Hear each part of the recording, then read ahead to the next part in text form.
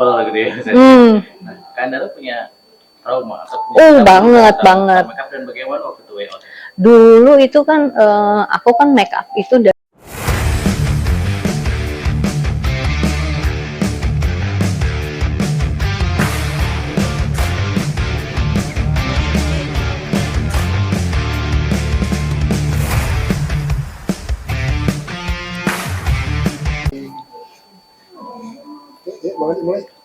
Oke, Kak Andara ya. bisa cerita ke kita nih, pagi-pagi datang ke klinik ini punya planning apa sih? Iya, ini kan sebenarnya kemarin-kemarin karena pandemi aku bener-bener nggak ada tuh yang namanya treatment, apalagi buat perawatan wajah itu kayaknya udah bener-bener yang udah pasrah.com aja gitu ya, semuanya di rumah, terus nggak ngapa-ngapain. Nah kemarin searching lewat Instagram, terus melihat ada loh ketemu nih sama satu klinik kecantikan gitu ya, terus tempatnya juga cukup di tengah-tengah gitu ya, maksudnya nggak terlalu jauh gitu, jadi ya gampang diaksesnya, ketemu sama The Elegance ini, terus nanya-nanya dulu nih via Instagram juga, DM kira-kira treatmentnya apa aja, soalnya aku bilang kondisinya di sini aku nggak pengen treatment yang kayak pakai jarum gitu ya, terus habis itu nggak pengen yang terlalu, karena kulit aku tuh sebenarnya sensitif banget, jadi lumayan apa ya, lumayan sensitif deh gitu.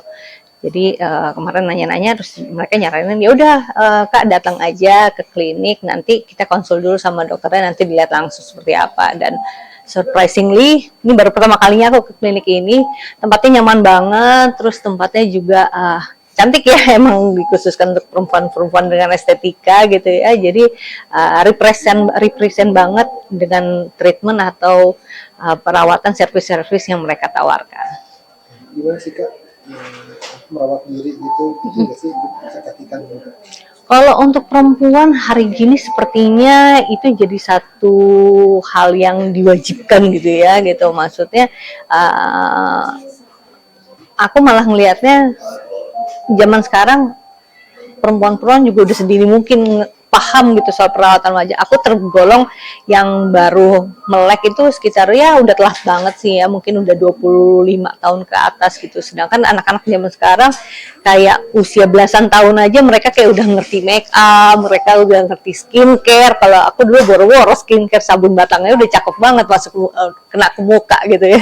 Itu jadi ya bagus banget sih, mungkin ya nanti kayak sekarang aku bawa anakku perempuan, bukan berarti dia aku pupuk kamu nanti harus perawatan gini enggak, tapi setidaknya dikenalkan dulu bahwa perempuan harus begini loh, biasanya akan begini gitu, jadi nanti akan berkembang dengan sendirinya. Tapi kalau untuk klinik itu berapa rutin sih? Kalau rutin sebenarnya kalau mau dirutinkan ya pengennya rutin ya, cuma kan balik lagi kepada kemampuan tiap orang gitu kan, karena kan pastinya ada budget tertentu gitu yang harus disiapkan gitu, jadi balik lagi kepada orangnya sendiri sih sebenarnya. Kalau hari ini nanti apa rencananya Kak? Perawatannya hari ini sebenarnya aku hari ini akan ketemu dokter dulu. Jadi konsul dulu kira-kira treatment apa yang disaranin sama dokter, karena itu kondisinya kulit aku lumayan sensitif. Terus aku karena sensitif itu aku kalau bisa semini mungkin penggunaan kayak jarum, perawatan yang penggunaan jarum, terus habis itu kayak anestesi aku juga bilang bisa nggak aku nggak pakai perawatan yang pakai anestesi, bukannya apa-apa waktu itu soalnya pernah yang jadinya gatel banget gitu karena anestesi itu. Sebagai performer ya, make up pasti tiap hari lah ya, tebel gitu ya. Nah, Kak Andara punya trauma atau punya banget. make up dan bagaimana waktu itu WO?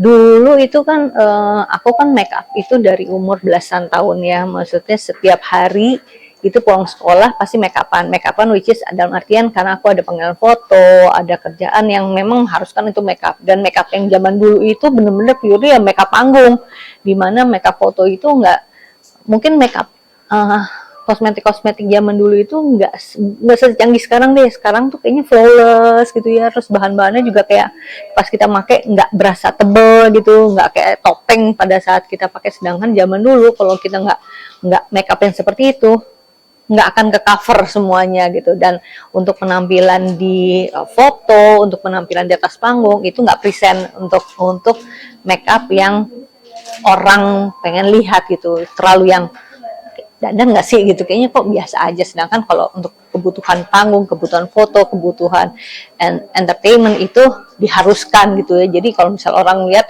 oh kayaknya bagus banget ya make upnya untuk difoto, tapi kalau ngeliat aslinya, waduh gila, tebel banget kayak topeng. Itu seperti itu sebenarnya, dan itu hampir setiap hari aku lakuin berpuluh-puluh tahun, dan akhirnya kulit aku jadi oversensitif. Kalau mau dibilang berapa banyak dokter kulit aku bolak-balik dan lain-lain, coba sana coba sini, itu banyak banget. Mungkin kalau ditabung-tabung uang dari yang zaman dulu sampai sekarang yang aku keluarin untuk perawatan kulit, itu mungkin bisa jadi satu rumah kayaknya, saking banyak ya, benar-benar sebanyak itu gitu. Karena ya udah bolak-balik dokter kulit, dan dulu kan langsung ke dokter kulit ya, maksudnya nggak sebanyak ini sekarang. Klinik-klinik kecantikan yang oke itu bener-bener dulu kan kita harus ke rumah sakit mana yang ada SPKK-nya gitu, jadi yang bener-bener capek deh, nyapein banget. Dan itu aku lakuin berpuluh-puluh tahun. Tapi kalau misalnya ketemu orang kayak dirawat dong kulitnya, lalu rasanya pengen gitu kayak aku udah berusaha semaksimal mungkin, dan emang kerjaannya juga harus membutuhkan kita harus make up. Sampai ketemu dokter kulit aja pernah aku diginin, ya udah ini jangan make upan dulu lah dok, kalau misalnya saya nggak make upan saya gimana bayar dokter, saya bilang gitu. Karena ya situ dokter juga mahal harganya gitu. Tapi maksudnya kok bisa nih dokter yang udah tahu kerjaan aku seperti apa berkomentar seperti itu, yang akhirnya kan jadi psikis ya, karena itu kan berhubungan dengan bentuk luar kita, terus psikis kita juga jadi dibikin down gitu. Harus kan dimotivasi untuk nggak, kamu bisa sembuh, oke nih caranya begini ya, tenang aja, tapi ini harus sabar, apa kan lebih enak ya. Maksud komen-komen seperti itu, akhirnya cari dokter lagi yang dimana akhirnya baru ketemu dokter yang cocok. Ya emang harus melewati kanan kiri, nabrak dulu, mundur lagi, nah kayak gitu-gitu. Jadi baru ketemu dokter yang cocok, alhamdulillah. Atau mungkin juga karena umur juga makin kesini juga hormonnya juga udah mulai lebih stabil ya gitu.